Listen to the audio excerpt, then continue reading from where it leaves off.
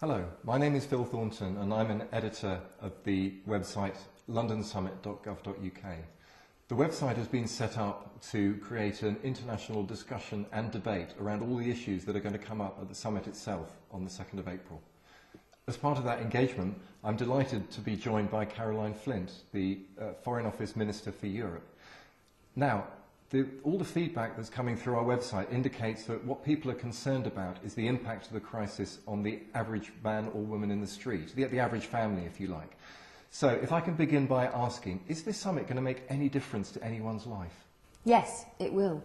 I think people are aware that what we're dealing with at the moment in terms of this sort of worldwide financial collapse is something that we have to address from that international perspective, and this will be a fantastic opportunity to bring the leaders of the world economies together to address three important areas. Firstly, what do we do to stabilise the banks around the world? Because I think we've learnt more than ever before that what happens in one financial institution halfway across the world is affecting us here in the UK.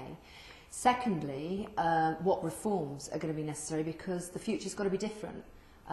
We clearly can't carry on as we are with the regulation or lack of regulation that controls the way international finance works. So discussing what are the reforms that are going to be necessary is going to be really important. And thirdly, discussing, how do we not only stabilise and reform, but look at how we can stimulate our economies, which is all linked to the jobs that people are in now, but also where people have lost work, how we make sure we bring employment back to get those people back into work to support their families. Now, you mentioned the issue of employment. I mean, what most people are concerned about is that they've lost their job, or someone in their family has lost their job, or they're worried they will lose their job. Is this summit going to achieve anything that will ensure that people either don't lose their jobs or can find a new one quickly? Well, clearly, stabilising the banks is really important, because not only is in terms of lending to ordinary families, for example, if they want to buy a home and move on in their lives. I know, as a constituency MP as well, that businesses are very concerned because the credit situation has tightened and is stopping businesses who have people in work and who want to keep on working from keeping their businesses going. And so stabilising the banks is important to that.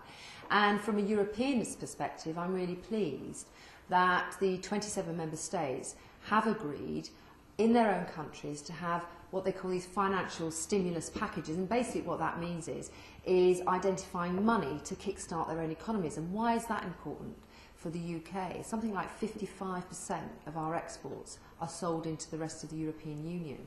And if they're not buying in those other countries, then we can't export. So to get that spending out there and getting things moving again is very important too.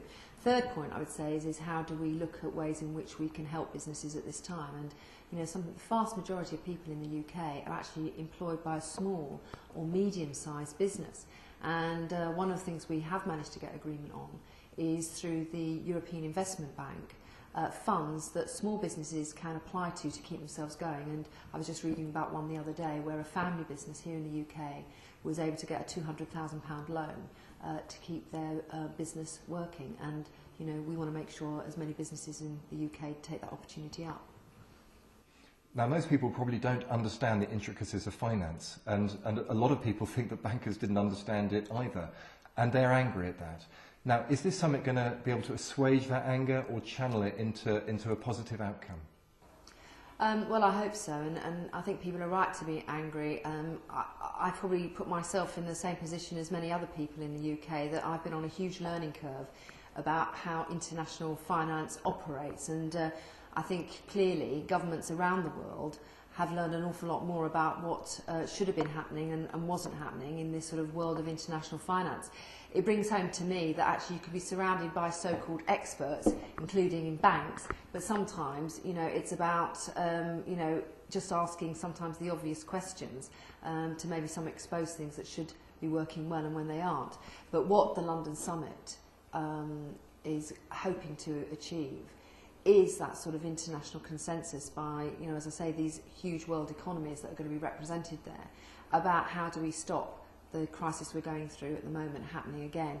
What are the sort of reforms that have to take place? What different type of regulation or more regulation on financial institutions should be there? And importantly, with organisations like the IMF and the World Bank, you know, what role they should play as well in terms of safeguarding the interests of citizens around the world. And I hope, I really do hope, that in the lead up to the summit, but also during the summit itself and after the summit, we can make sure that in language that I can understand and everybody else can understand, we come away with a sense of, yes, we can see that, you know, these world leaders have got a handle on what the problems are and are working together to find some solutions for the future. Individuals obviously want to be able to influence the outcome of this summit, but the summit itself is being held at the Excel Centre in East London. Security is understandably going to be tight. So how can the ordinary person influence debate, get their voice through to the heads of state who will be there? Well, we're using an online opportunity, and obviously I'm doing this to YouTube, hello everybody out there, an online forum which is londonsummit.gov.uk, in which we are very keen to hear people's views.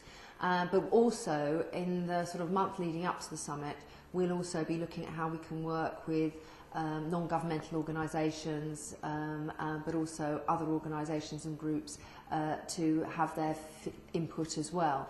And I think importantly, you know, it's the lead up. The summit itself is pretty short, but actually it's after the summit and the follow through and keeping people in touch with what's happening.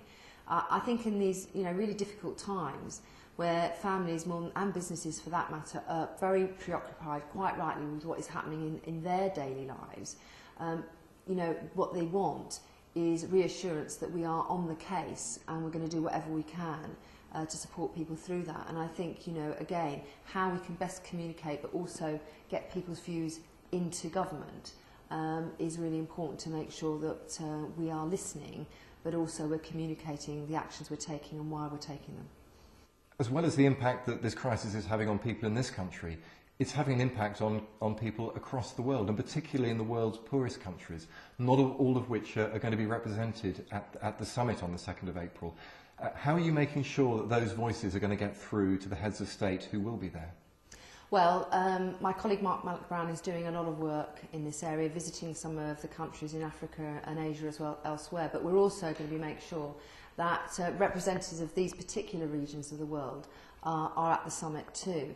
And, you know, why is this important? I mean, of course, you know, first and foremost, we're worried about what's happening here in the UK. But we also know that, you know, if we take our eye off the ball from all the work we've been doing in recent years to support developing countries and some of the poorest countries in the world to become more self-sufficient, to prosper, then ultimately there's a cost that we have to pay if that doesn't happen. And that's why it's very important that whilst we're looking at our own economies and those major economies in the world and the reforms that we need to have for the future, we don't lose sight of those countries that are poorer through our aid budgets and other interventions. We've been doing a lot of work over the last years, which would be terrible if somehow all that progress was lost. And I think, you know, ultimately we all know, and I think people in the UK know, that if we don't attend to those sort of issues and allow these countries, for example, to trade with the West and therefore grow their own economies, we often pay the price for that in the West, where we have to deal with conflict and the extreme poverty that is a result of taking no action and support at all. Now, we've asked ordinary members of the public to send through their questions to you, and if I can pick one, which comes from a lady called Kim in London, she asks, would the money spent on the summit actually be better spent on propping up the housing market or small businesses? Yeah, I understand that, and unfortunately these events do take quite a lot of organisation and planning, and we have to have venues big enough and so on. But I suppose in some ways you can't bake a cake without cracking a few eggs here. And, you know, this is important because whilst a lot of discussion does happen between countries through officials, obviously video conferencing, telephone calls, as a minister I get many paper submissions seeking my views on things and what have you, where we're working with other partners around the world. Ultimately, I think you do sometimes need a forum where, you know, the people who really are the movers and shakers, you know, the presidents, the prime ministers, who can come together and in a very visible way debate these issues, but also I think, demonstrate where they stand. And I think that's important to happen in a very public way to enable people here in the UK and elsewhere around the world to know what is going on. I'm sure we'll be looking at making sure that, as far as possible, the costs are kept down. But, you know, the costs of not having this summit and getting the agreement, you know, in some of these areas around regulation, stabilising the banks, how we're going to get our economies going again, the risks of not having this summit, I think actually the costs of it are far outweighed by the risks of not doing it at all. Caroline Flint, thank you very much indeed for joining us.